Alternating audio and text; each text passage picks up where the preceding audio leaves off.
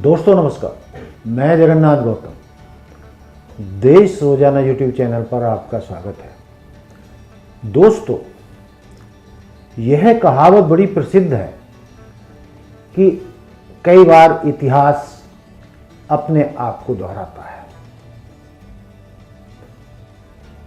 ऐसा एक नहीं, सैकड़ों घटनाएं हैं जब इतिहास ने अपने आप को दोहराया है।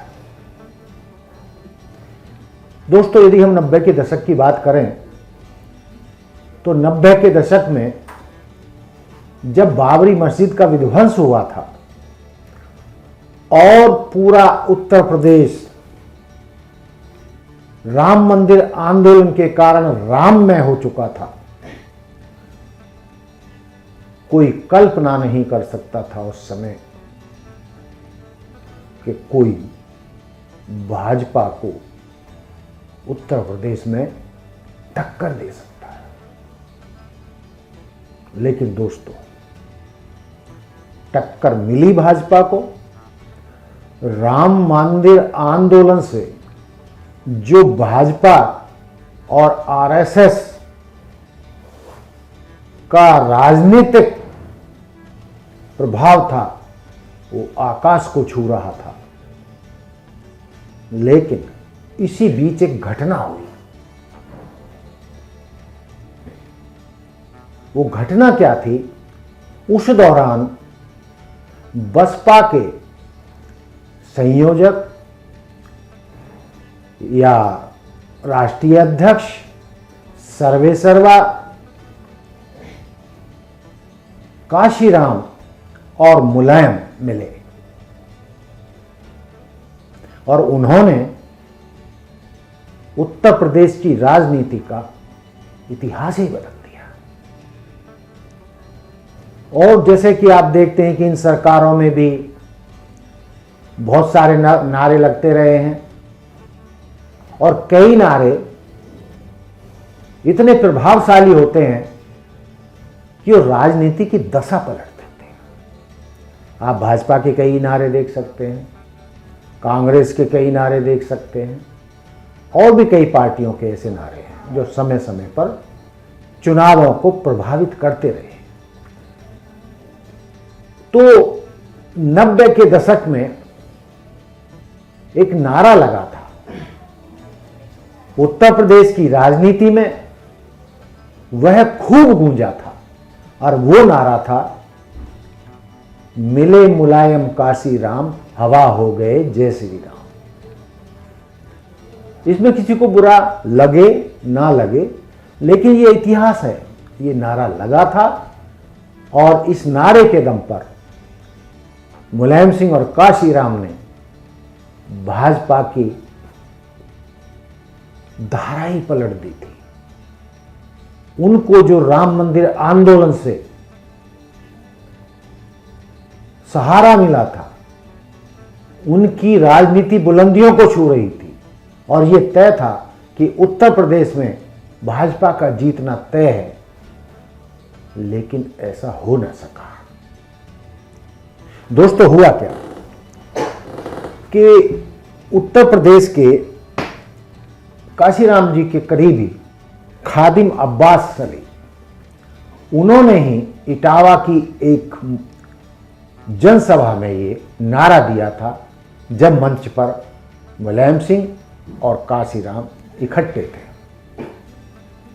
दोस्तों, बहुत सारे लोग ये भी जानते होंगे कि जहां बाबरी मस्जिद के विध्वंस के लिए और राम मंदिर आंदोलन, उग्र आंदोलन के लिए 90 का दशक प्रसिद्ध रहा, उसी दौरान में काशीराम और मुलायम सिंह की राजनीति का उभार भी एक इतिहास बन गया। हुआ क्या?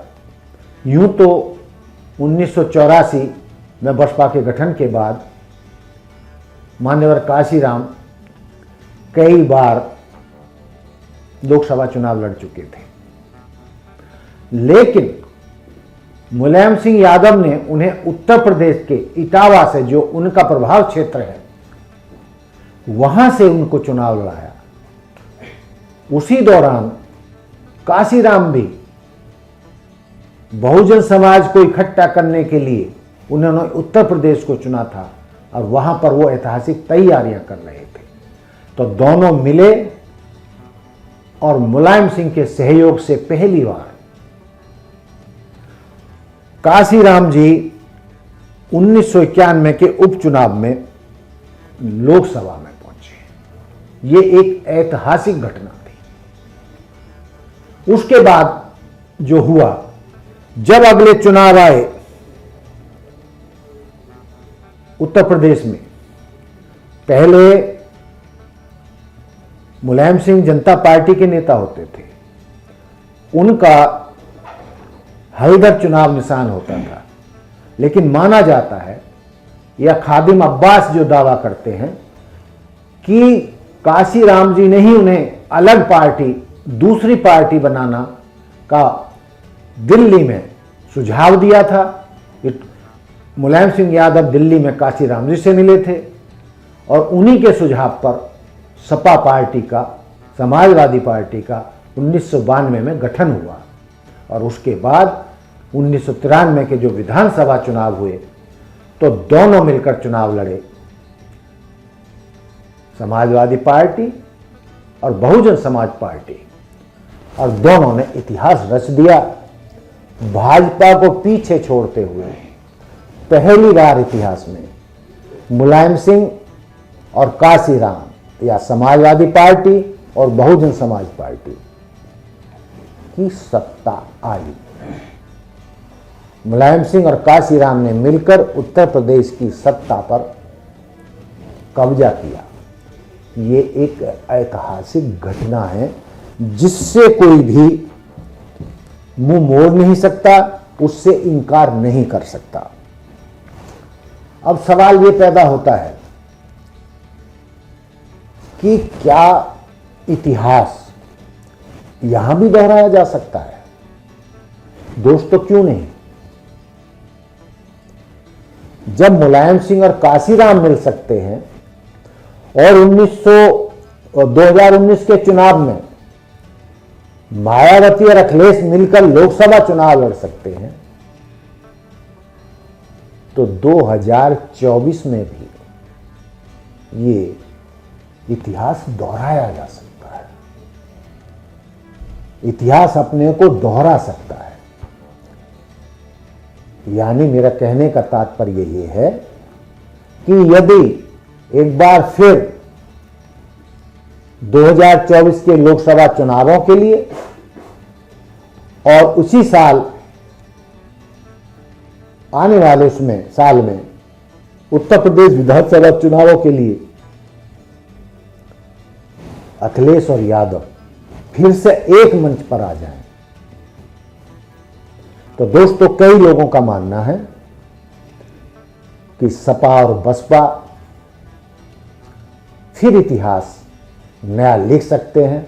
जैसे उस दौरान काशीराम मुलायम ने अपनी सरकार बनाई थी जब राम मंदिर आंदोलन बुलंदियों पर था, उसी तरीके से वैसा ही माहौल राम में उत्तर प्रदेश में आज फिर है। मंदिर बन चुका है आंदोलन के बाद, प्राण प्रतिष्ठा भी हो चुकी है और पूरा उत्तर प्रदेश राम में है। तो क्या 1993 के उस घटना को फिर दोहरा सकते हैं कि मिले मुलायम काशीराम हवा हो गए जय श्री राम? तो क्या अखिलेश और मायावती एक मंच पर आकर चुनावी गठबंधन करके भाजपा को टक्कर दे सकते हैं? ऐसा जानकारों का मानना है। दोस्तों, यूं तो इंडिया गठबंधन का हिस्सा अखिलेश बन चुके हैं। कांग्रेस और इंडिया गठबंधन से जुड़े जो भी पार्टियां हैं वो उत्तर प्रदेश में मिलकर लड़ेंगे। यदि मायावती भी उसका हिस्सा बन जाती हैं इंडिया गठबंधन का, तो दोस्तों, लोगों का मानना है कि भाजपा को सत्ता से बाहर किया जा सकता है। अखिलेश और मायावती इंडिया गठबंधन का यदि हिस्सा बनते हैं तो ये घटना दोहराई जा सकती है, इतिहास दोहराया जा सकता है। लेकिन ये तो देखने की बात है कि अभी तक तो मायावती इंडिया गठबंधन का हिस्सा बनी नहीं है, जबकि अखिलेश यादव ये बयान दे चुके हैं कि हम तो बहन जी को प्रधानमंत्री बनाना चाहते हैं, प्रधानमंत्री के पद पर देखना चाहते हैं, इसलिए उनको इंडिया गठबंधन का हिस्सा बनना चाहिए और इंडिया गठबंधन उनको प्रधानमंत्री फेस बनाएगा। तो दोस्तों, ये था मेरा आज का मुद्दा। अब इसमें कितनी सफलता मिलती है नहीं मिलती है, मायावती इंडिया गठबंधन का हिस्सा बनती हैं नहीं बनती हैं, हाँ ना की स्थिति है। कई बार कहा जाता है कि वो हिस्सा तो बनेंगी, लेकिन वो चुनाव से ऐन पहले बनेंगी और इंडिया गठबंधन उनको प्रधानमंत्री फेस बना सकता है। तो दोस्तों, ये था मेरा आज का मुद्दा कि यदि अखिलेश और मायावती मिल जाएं तो भाजपा को उत्तर प्रदेश में जबरदस्त टक्कर दी जा सकती है। इसी के साथ हम फिर मिलेंगे किसी नए मुद्दे में, नए मुद्दे के साथ नए एपिसोड में। देखते रहिए देश रोजाना। जय हिंद, जय भारत, जय संविधान। नमस्कार।